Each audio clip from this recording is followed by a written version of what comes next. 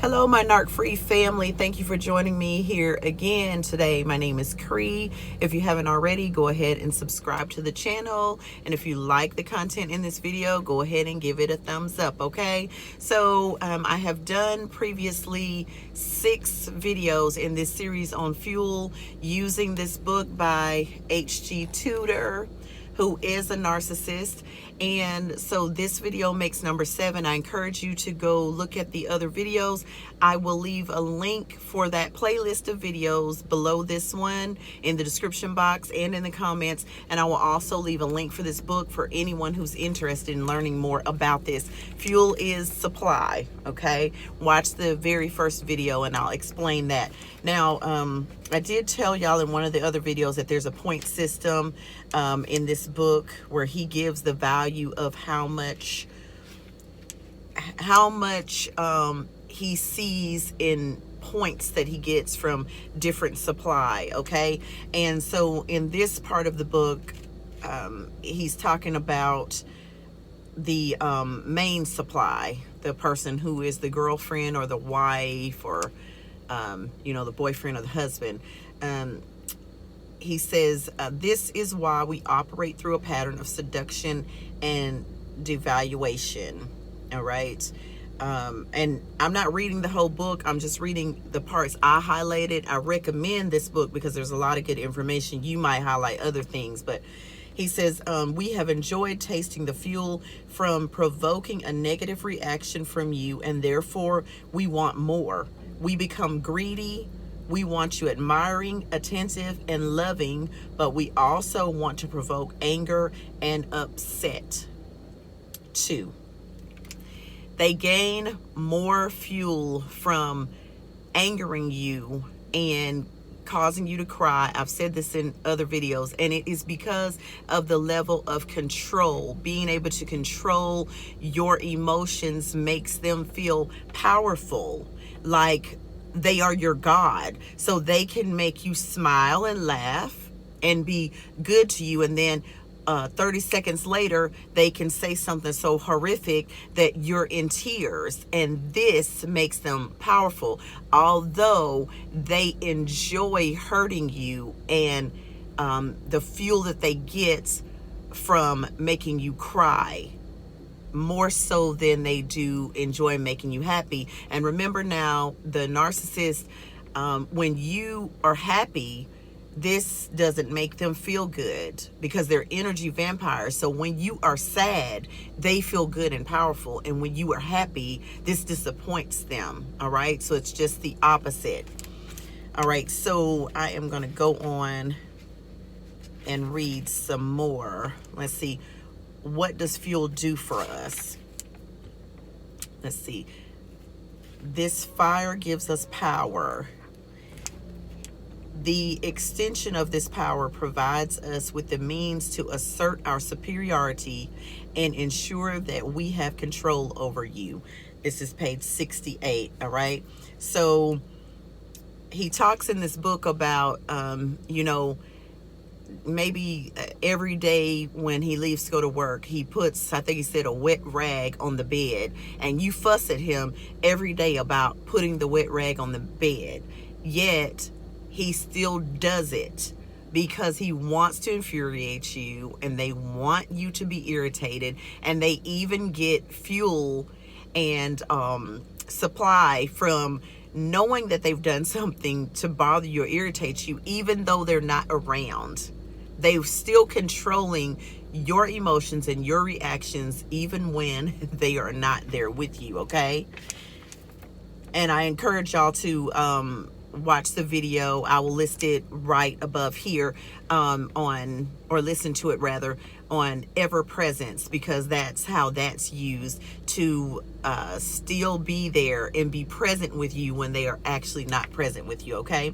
The level of fuel that has been collected is not nearly enough to provide me with the power that I require and desire. So on their point system, without a main supply, they don't have enough fuel. That's why they have someone in that spot, because there is a certain amount of fuel that a main supply gives them every day that they can count on without having to worry about it. They know they're going to get that much fuel. Everything else they're going to get once they leave the house and go off to work or go to the grocery store, or they get online and they're chatting it up with, you know, the side chick or the side guy or whatever. They're going to get this other fuel. So you have to understand that they need a lot of fuel and a lot of attention. And remember, he said in the beginning that they're greedy. So you know what greedy people do? That's why people get caught when they're embezzling money and things like that. It starts to be so easy and it starts to get so good to them that they cannot put the brakes on it. They probably initially think, well, I'm just going to do this one thing. I'm just going to take this $1,000 right here, and ooh, when I get this $1,000, then, you know, I'm gonna do this, that, or the other. But then they take the $1,000 and then they start thinking to themselves, ooh, well, I could take 3,000 and I'll be done, and then 5,000, and then 10,000, and then next thing you know, it's 100,000, and then it's 500,000, and they get so greedy. The narcissist is the same way. They start getting this fuel and they start to need it. They become addicted to the way it makes them feel, and they cannot stop. The last part of the last video I'm going to do is about them stopping and why they do or don't stop. You'll have to listen to that video to hear what he says. Okay, I'm on page 73 now. In the entirety of the day, I only do one thing for someone else. Everything else is either of a negative nature, or where it is positive, it is about showing off or is designed to gather a positive reaction for me.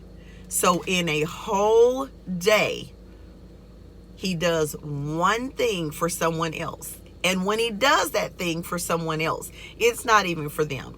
It's so that he can get attention. So everything that the narcissist does for you, no matter if they buy you a gift or they take you out to eat or whatever it is, it's never for you. It's all for them. It's to get something from you, or it's to get attention, or to get you to do something for them, or to get you to stay so you can keep supplying them, okay? I'm on page 75. If we have our power reduced, we cannot maintain our superiority. We are unable to control others, and we are denied the opportunity to carry out our manipulative behaviors. Our very existence begins to crumble. This is when you hear about a narcissist collapsing and going into a deep depression, and they're not taking care of themselves anymore, when they do not get enough fuel. So when you're wondering how to shut a narcissist down, they will get supply somewhere else at some point in time. But if you want to shut them down for the moment, stop fueling them, stop giving them the thing that they need to go around destroying people's lives. And if they collapse and they go far enough into it, they may reflect on why they are there. That does not mean that they are going to change, though, okay? Fuel equals power equals control equals fuel. We need the fuel to create power, which in turn provides us with the devices by which we can remain in control and subsequently obtain more fuel. It is a perfect cycle, and one which we are dedicated to. Fuel enables us through the gaining of power to maintain our constructs.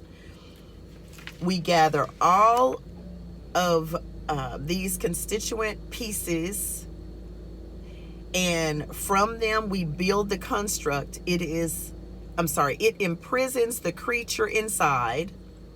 He talks about the beast that's inside of him, and how that how he's built a wall up trying to silence that beast, okay? And so when he talks about the construct, that's what he's talking about, the wall that he's creating, trying to keep the beast at bay. And his true self basically is what he's talking about, okay? Let's see. And also shows to the world how talented and marvelous that we are. We must fashion the construct, for otherwise we cannot survive in this cruel and harsh world. You might regard it as a mask or a cloak or a tower. It imprisons the creature and shows the world what we really consider ourselves to be. So for those of you who've been studying this, he's now talking about the false self, who the world thinks that they are, because that wall that he's built, that construct, is where he's trying to hide who he really is. The maintenance of the construct enables us to charm and seduce.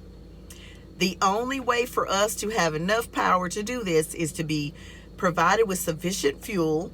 If we do not have the fuel, we lose power and risk the edifice tumbling to the ground. We cannot countenance that happening, as that will result in our destruction. Okay? And then I'm on page 78. This is what fuel does for us. It provides us with power, which in turn enables us to build and maintain the construct. The construct keeps the beast at bay and enables us to portray the image we want the world. The image we want to the world, so we can seduce more people and extract more fuel from them. Round and round it goes, never ending. Further down, he says, there is no end to it, no ultimate outcome. The gathering of fuel is what we need for the power to maintain the construct, and in doing so, preserve our existence. I hope that this answers some of your questions. Some of you are saying, why won't they stop? Will they ever stop? Will they change? Things like that. I'm going to go into that subject further, but this is a brief look into, will the narcissist change or will they stop? You can tell from what I've just shared with you. He says there's no end in sight. It's round and round they go, that they're greedy, and that they need this in order for them to maintain their construct. So when you take that information and you dissect it, you can see where it would be problematic for them to stop what they are doing. All right. So when you've had that question in your head, I hope that this answers it. All right. And look out for the next video that I'll be posting, which will be about why not stop. Okay. There are a few more pages, maybe 10 more pages, 10 or 15 more pages, and I'll be doing those, and that'll be the end of this series. And then I will start on his book about the smear campaign and how to defeat the smear campaign. Okay. Thank you all for joining me today. I will leave all the videos and materials that I've mentioned in this video down below for anyone who's interested. And here is the book on smear campaigns, knowing and defeating the narcissist campaign, in case anybody wants to click on that link and get this book so that you can be ready for when I go over it. But anyways, thank y'all for joining me today. I hope you're having a wonderful day. Bye-bye, my beautiful narc-free family. If you've liked the content in this video, give it a thumbs up and go ahead and subscribe to the channel. I look forward to meeting up with you again. Bye-bye, my beautiful narc-free family. Mwah.